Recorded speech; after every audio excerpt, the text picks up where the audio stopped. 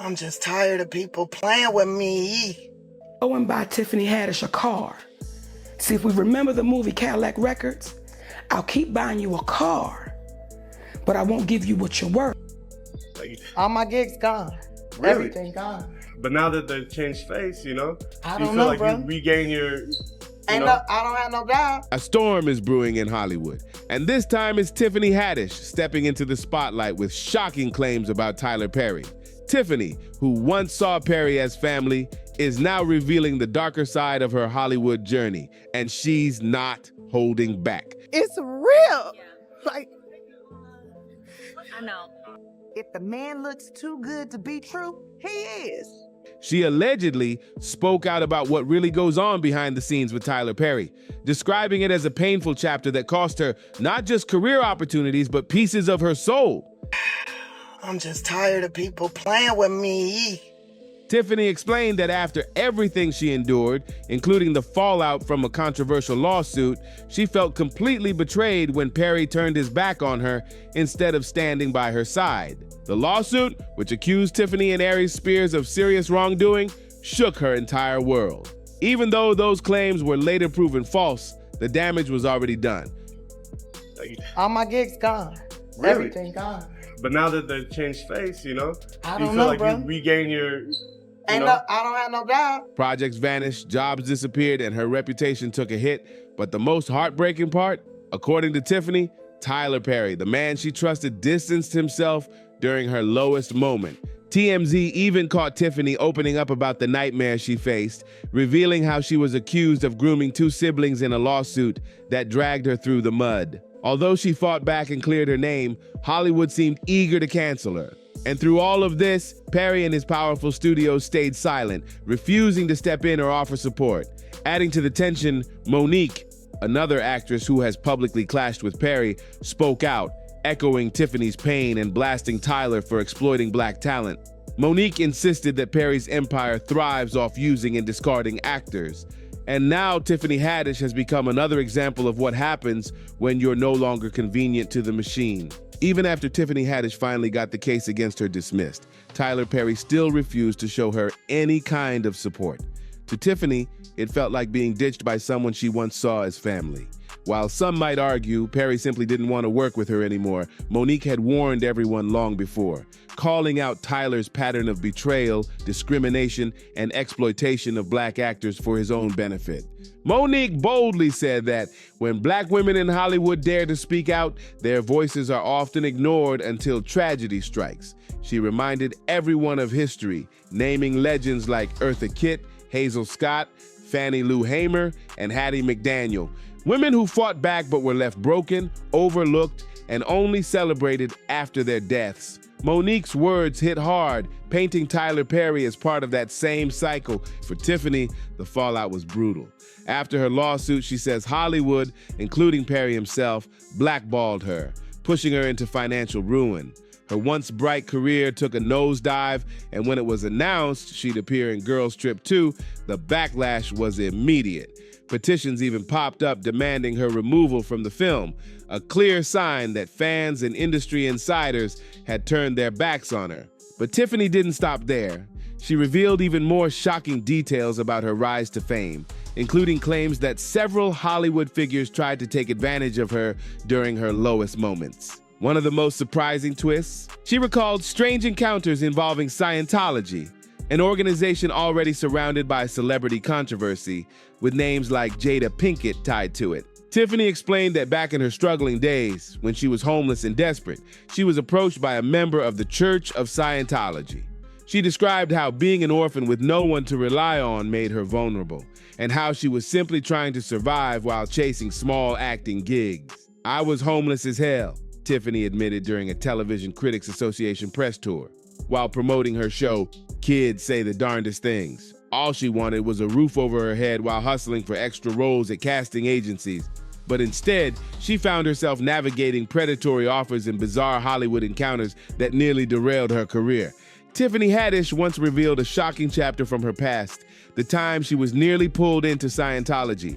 She explained that when she was first approached, Scientology wasn't as infamous as it is today.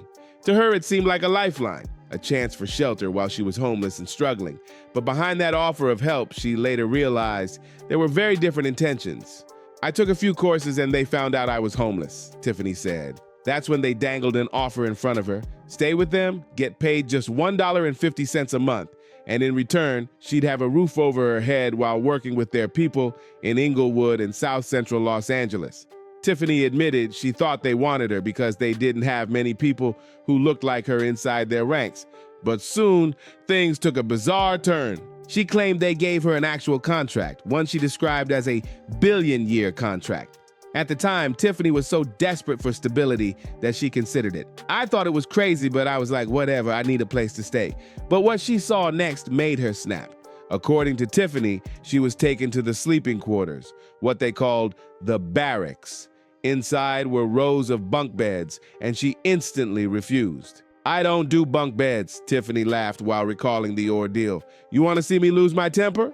Tell me I gotta sleep in a bunk bed and I'll cut up." She said her fit was so intense they actually ripped up her contract and kicked her out. Scientology, which runs celebrity centers to attract high-profile stars, has long been accused of targeting famous names, with Jada Pinkett's name even being dragged into headlines over rumored links. The organization doesn't just chase actors and musicians, though. There are allegations they've tried to pull in children as well.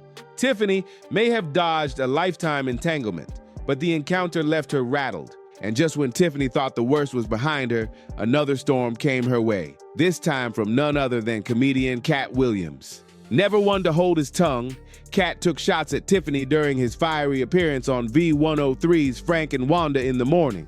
Riding high from his Emmy win for Atlanta, Cat used the spotlight to drag Tiffany's rise to fame, suggesting her success wasn't earned the hard way. He outright questioned her comedy skills, saying Tiffany had been doing stand-up since she was 16, but still hadn't proven herself with a tour or a full comedy special. "You can't tell me your favorite Tiffany Haddish joke," Cat snapped. "Why? Because she ain't done a tour yet. She ain't done a special. She hasn't proven she can tell jokes back to back for an hour." Since she was 16, you can't tell me your favorite Tiffany Haddish joke. Why? Because she ain't done a tour yet.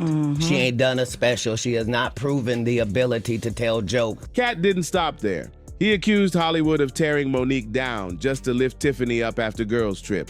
His words sparked a wave of debate, with some agreeing Tiffany hadn't yet put in the same groundwork as veteran comics, while others saw his rant as bitter shade from a comedian not ready to share the spotlight.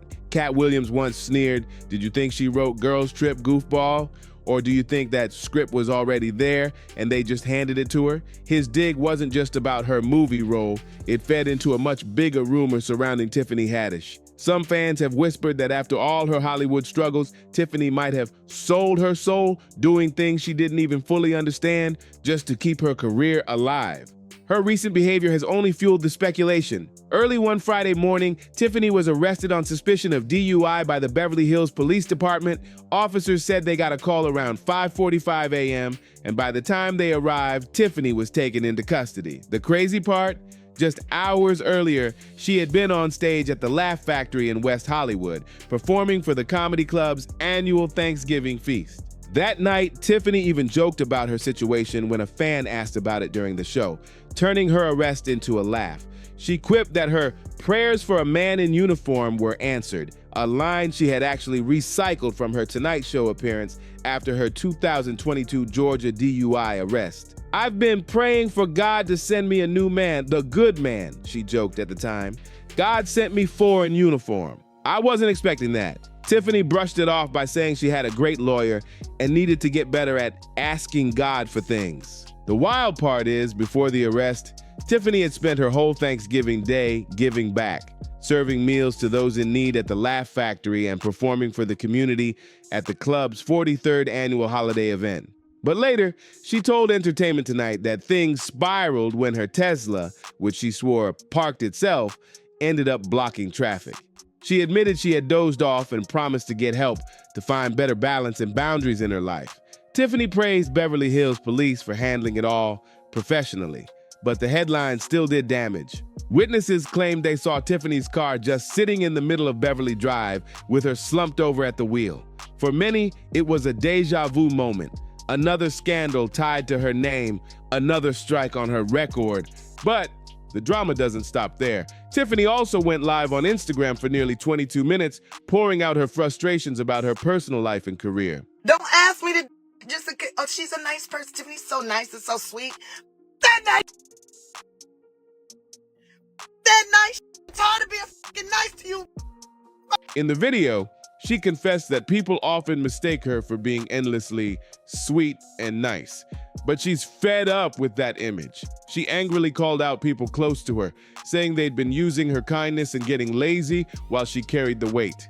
Fans saw a side of Tiffany they weren't used to, raw, fiery, and clearly tired of being pushed to her breaking point. Tiffany's frustration boiled over as she made it clear she was done with people assuming she'd work for free. Nobody want to work for free. I don't even ask people to work for free. Especially after already paying others out of her own pocket. Nobody want to work for free. I don't even ask people to work for free, she snapped, sparking speculation that her words were aimed directly at Tyler Perry. Fans immediately connected the dots, accusing Perry of blacklisting her and pointing to his long history of being called out for unfair treatment of actors and creatives. This isn't the first time Perry has been accused of shady behavior behind the scenes. Back in 2008, his studio faced major backlash when the Writers Guild of America West filed an unfair labor practice complaint.